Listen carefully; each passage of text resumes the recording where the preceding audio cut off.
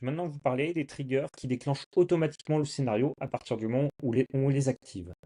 Donc, le premier des triggers, ça va être la création d'un bouton sur Airtable qui va déclencher le webhook quand on va venir cliquer dessus. Donc, sur ce webhook, on va pouvoir passer différents paramètres. Par exemple, le record ID de la ligne sur laquelle on vient de cliquer, ce qui permet ensuite, grâce à un module getRecord d'Airtable, de récupérer toutes les informations de cet enregistrement.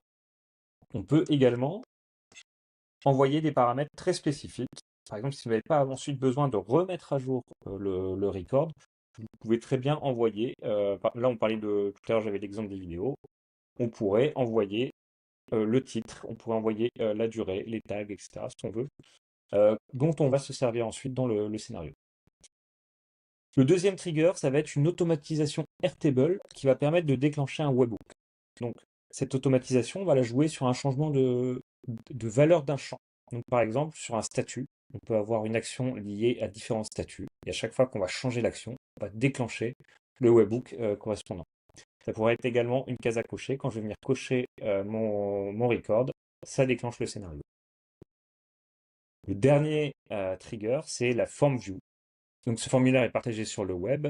Ça donne accès à d'autres personnes extérieures à l'entreprise à l'entrée de données. Et quand ils valident le formulaire, on a également une mini-automatisation qui va déclencher un mail hook.